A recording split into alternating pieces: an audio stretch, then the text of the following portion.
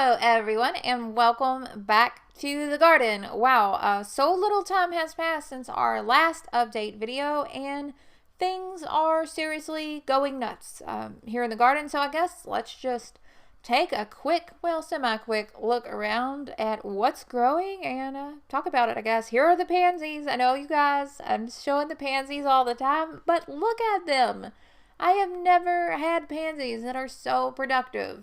And this isn't even really the best planting spot that I've given them here in the hoop house. I just had, 25 seeds in each packet, and every single one seems to have grown incredibly well. I've been picking these. I've been putting these in little jam jar posies for inside of the house. They just come back stronger and stronger. The color of them is getting brighter and brighter and more vibrant.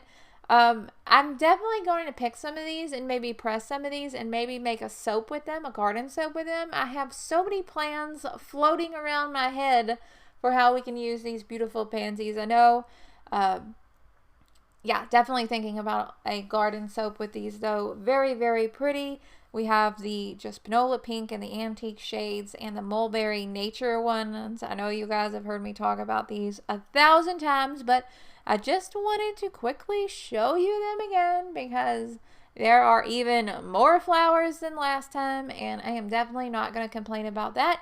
We also have the arrival of some of our very first tulips. Hello, that is fantastic. I've been waiting so patiently for the tulips to show up here.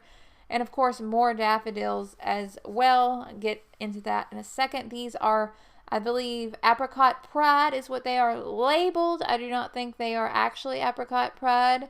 I believe that they are a mislabeled version because though the color looked very light here initially, a few days they turned into a very bright hot pink, bright pink rather than a beautiful apricot color, which is a bummer. We also have some very interesting unique varieties. This is Green Wave.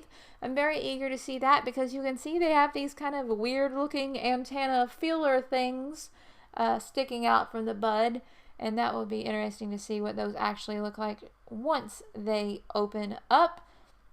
So here's just a quick look at some of our little tulip buds budding up and thinking about opening soon. I'm so excited.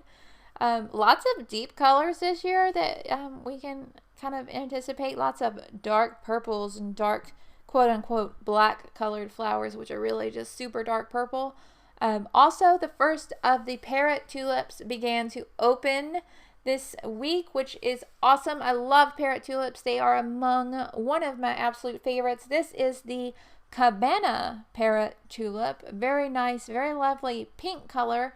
When it first opened up, it was really on the white side, but it seems the more and more that it ages and, the older it gets, it kind of gets a darker pink, which is kind of like the opposite of what the problem we had with the daffodils, where they start dark and get light. This one starts light and gets darker and darker. Also, a lot of our big double tulips thinking about opening up very, very soon. So that's something to look forward to, I guess, with our garden updates, is a lot of tulips opening up very soon. Also wanted to quickly show you guys the anemones again. The anemones are still going strong. I can tell that we're getting a little bit closer towards the end of the anemone bloom season. For the most part, anemones are a little bit more cold tolerant than the ranunculus here in my yard, is at least what I find. And they're a little bit less tolerant to the warm weather. So really, as soon as the weather kind of climbs into the mid-70s, it seems like they really slow down quite a bit for me here in my yard. And that's fine. I've had so much fun picking them and giving them away and everything. And of course, taking pictures for you guys and crawling around on the ground with my tripod, trying to videotape them blowing in the breeze because for whatever reason, I just think they are so gorgeous. These are actually going to be replaced, I believe, this bed by my snapdragon. So what I'm going to do, I'm not going to let these die back because I need this flower space, obviously. So what I'm going to do is I am going to dig all of these up with a shovel here soon. Probably not by the next update video, but pretty soon I'm going to dig all these up with a shovel. I am going to put them in a tray, and I'm just going to transplant them out, you know, in this field that's near my house that's like abandoned. And we'll see what happens. Maybe they'll overwinter, maybe they won't.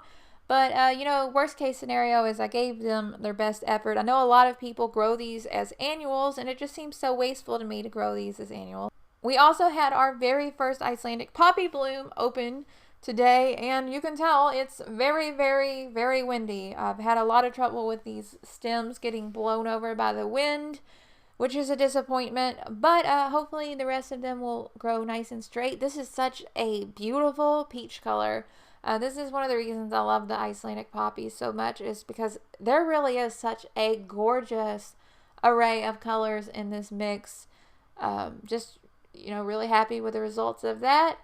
And also, our Ranunculus, checking in with the Ranunculus, we have some more of our very first buds starting to form.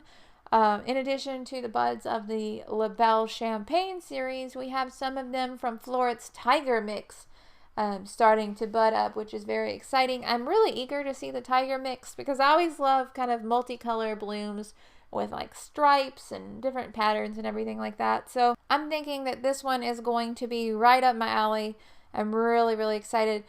These are the plants that I planted back in October. It seems like most of the blooms that are sending up flowers right now, or plants that are sending up flowers rather, are the ones that we planted back in October. The ones that I planted back in November that I got a little bit of a later start on aren't as big, and they're not producing blooms yet. So I think they're just waiting to kind of catch up with everything else. So I think a lot of when they produce blooms has to do with how late they may have been planted.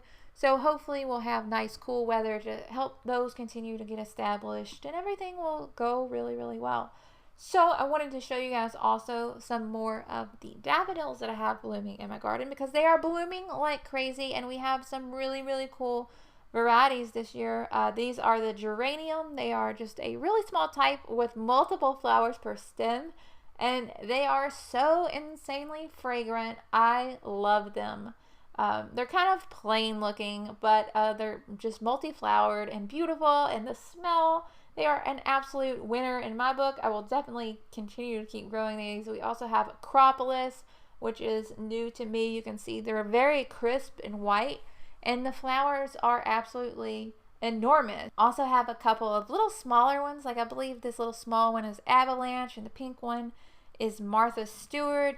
And we have the Can Girl, which looks absolutely amazing. I've been having so much fun going around to the different varieties of daffodils and taking pictures of them to make sure that we have a totally awesome full tour of the daffodils coming sometime soon. We also have some more fancy ones like Lingerie. Ooh la la. That sounds fancy and risque, I guess. But a very cool one that has also been one of my favorite. Peach Cobbler is another one. I can just name them. You can see there in the middle of the row, we still are waiting patiently on some of the other ones, some of the ones that are very, very late. And that's another thing that's been really cool for me, is watching the different varieties of daffodils develop from very, very early to very, very late. I mean, here we are, and we're still waiting for some of the varieties to start blooming. There are just so many things to be excited about right now here in the garden, and I've got to keep on going and keep on working towards getting everything ready for summer. And that's about it for this video. Thank you so much for watching. I am so appreciative. I really am. As always, be sure to leave a comment down below. I love to know what you guys think. Was it helpful? What experiences do you have? I'm always learning from the comments, which I really, really love. As always, if you're not a subscriber and you like this video, be sure to hit the little subscribe button, hit the little bell. The bell tells you whenever we make new videos. It's a great way to keep up with the channel and grow just our little gardening community here. As always, all the links to everything is down in the description below. Our link to Patreon and our YouTube memberships is there. It helps support the channel. It helps me pay for things like blog fees, and occasionally I get help with editing, which is really, really helpful because let's face it, I am not the most tech savvy person on the planet. But I am trying to keep learning and keep making our videos better. There's also a link to the blog. Oftentimes you can check out the blog and there will be more information and more pictures about the thing that I've talked about in the video, just because sometimes it helps for me to write down that information and kind of organize it much better. As always, feel free to share this video with a friend. It helps us so much when we grow the channel. I hope that you are having such an incredible day, and I will talk to y'all later. Bye, guys.